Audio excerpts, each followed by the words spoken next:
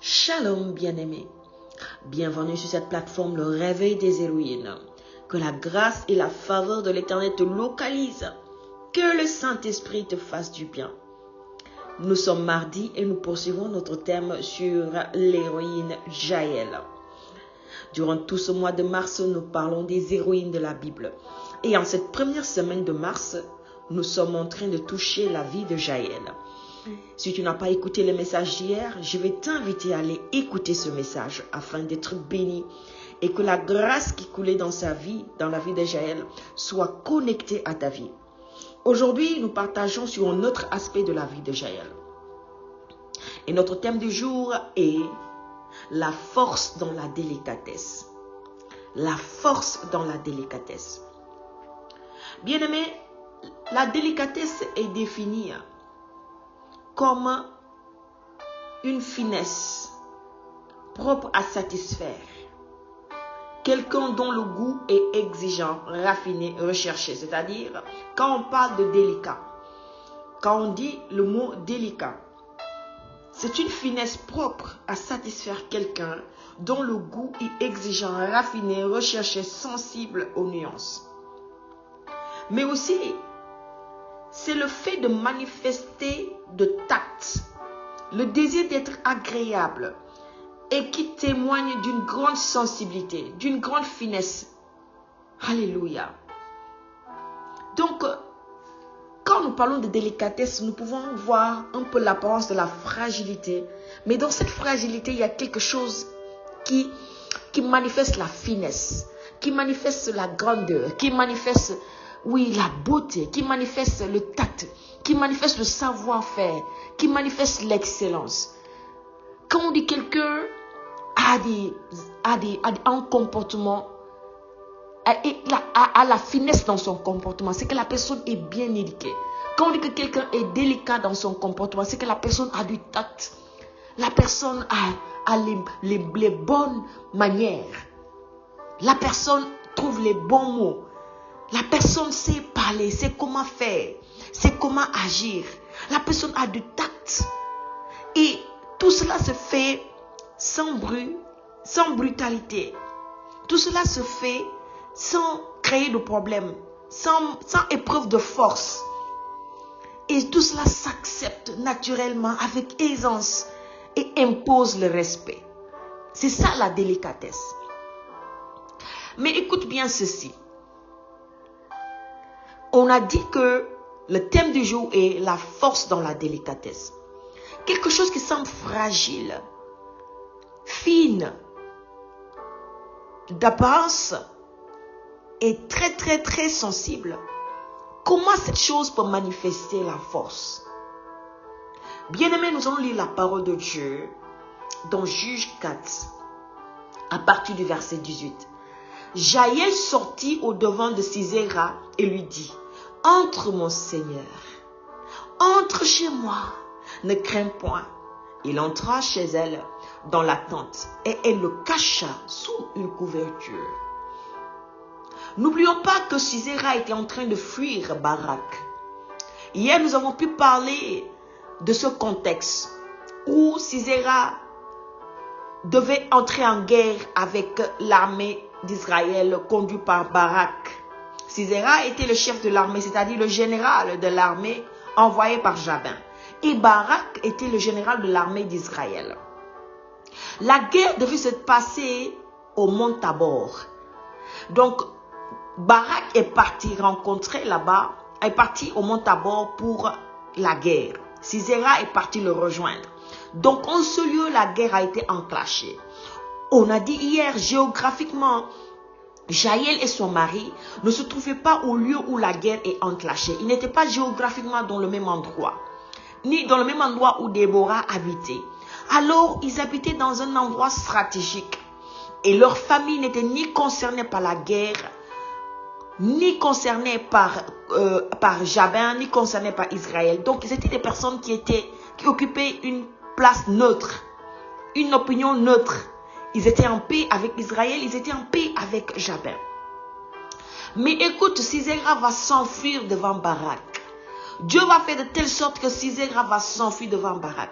Bien vrai qu'il avait une armée puissante. Il avait des chars de fer. On a dit qu'en ce temps-là, avoir des chars de fer dans la guerre, c'est comme si avoir aujourd'hui une arme nucléaire.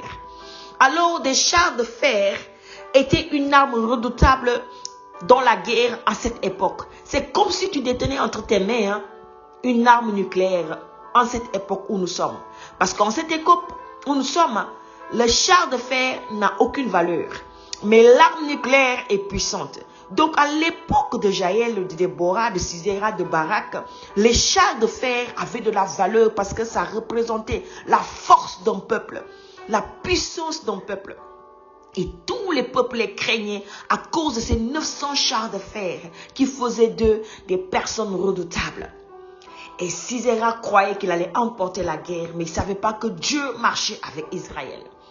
Voici que Sisera va s'enfuir devant Barak. Et il va dire au verset 18 que Jaël sortit au-devant de Sisera. Quand Sisera est venu jusque devant la maison de Jaël, il était en train de courir pour voir où il se cache. Jaël va sortir de sa maison. Délicatement, il va parler à Sisera en lui disant: entre mon Seigneur, entre chez moi, ne crains point. Il entra chez elle dans la tente et elle le cacha sous une couverture. Et Sisera était en confiance parce que la maison de Jaël avec son mari était en paix avec Jabin. Donc il n'avait rien à craindre. Ils avaient une alliance de paix. Et Sisera va lui dire: donne-moi, je te prie, un peu d'eau à boire car j'ai soif. Et Jaël, au lieu de sortir de l'eau pour lui donner, elle ouvrit l'outre de lait et lui donna à boire du lait. Et le couvrit, c'est-à-dire elle le couvre pour le mettre plus en confiance. Et il lui dit encore: tiens-toi à l'entrée de la tente. Et si l'on vient t'interroger en disant: y a-t-il ici quelqu'un? Tu répondras: non.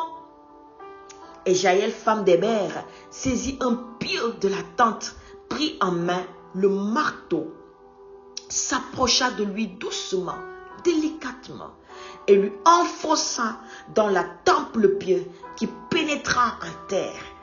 Il était profondément endormi et accablé de fatigue et il mourut.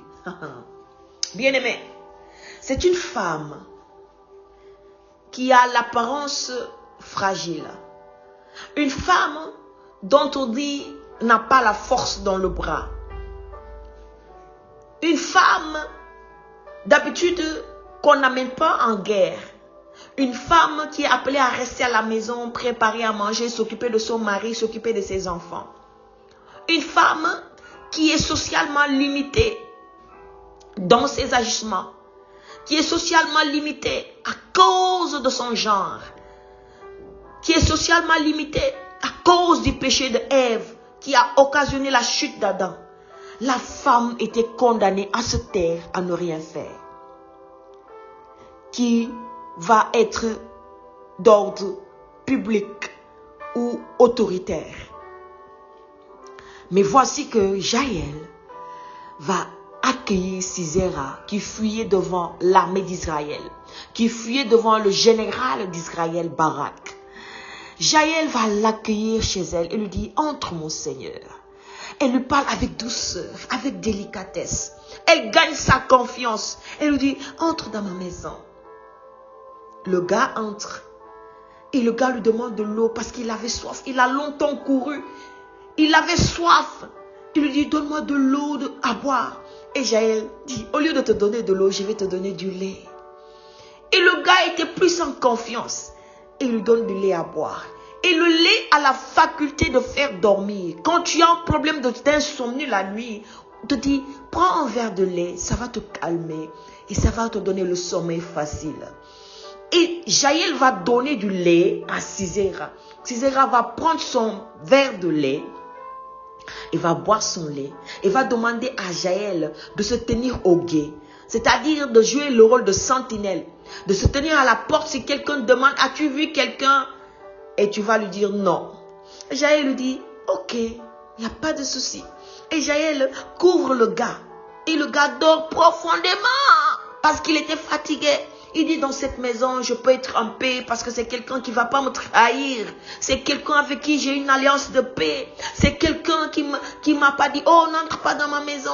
Mais c'est quelqu'un qui me donne du lait à la place de l'eau. C'est quelqu'un qui me couvre et qui me dit, repose-toi. Hein? Donc, on ne peut pas me faire du mal dans cette maison. Voici que Jaël, après avoir couvert délicatement Sisera, va sortir, prendre les pieux qui gardaient la tente. Il va prendre quelque chose de tranchant. Va prendre comme un marteau. Et va venir enfoncer ça. Enfoncer ça dans la tempe. Va venir enfoncer ça doucement. Et lui enfonça dans la tempe le pieu qui pénétra en terre. On a dit, elle s'approcha doucement, délicatement, finement, et lui enfonça dans la tempe le pieu qui pénétra en terre. C'est-à-dire, c'est une chose de saisir le pieu, mais c'est une autre chose de faire pénétrer le pieu dans la tempe d'une personne, d'un homme de guerre qui a les muscles baraqués. Quelqu'un qui est fortement, bâti. Un homme de guerre. Donc, c'est-à-dire, il a une corpulence de quelqu'un qui se fait respecter. Le chef d'une armée n'est pas un petit homme. Le chef d'une armée est un homme physiquement respectable. Le chef d'une armée est un homme qui fait peur quand tu le vois. Mais qu'est-ce que Jaël a fait? Jaël a pris le pieu et l'a enfoncé dans sa tempe. Et d'un coup sec, elle l'a tapé avec force, avec une main fragile de femme. Une force est sortie pour pénétrer, lui, la tempe de Sisera et jusqu'à la terre. Quelle force! Quelle force! Quelqu'un d'autre aurait hésité et l'aurait juste blessé un peu et le gars va se réveiller. Mais avec une force dans le bras, comme un homme caché en elle, en Jaël, elle a écrasé Sisera. Il a tué cet homme de guerre.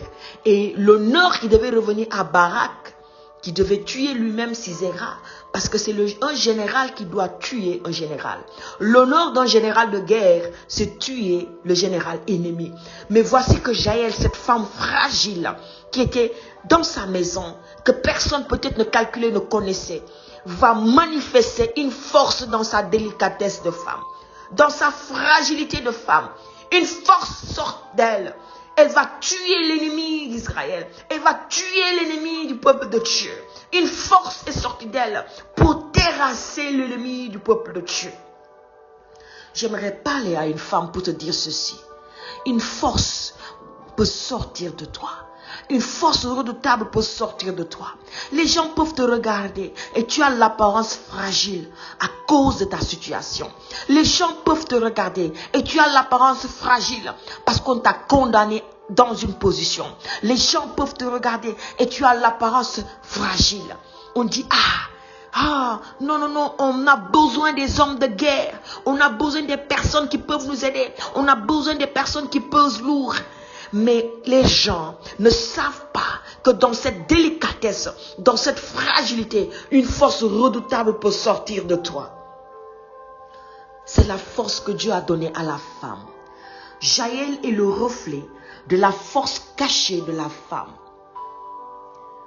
Parce que si elle peut arriver à enfoncer un pieu dans la tempe d'un homme de guerre, d'un homme qui est bâti, qui est musclé, qui a la force, qui a les os durs, elle peut écraser des muscles et des os jusqu'à ce que le pieu pénètre à terre et clouer cet homme qui mord d'un coup. C'est qu'il y a une force cachée en elle.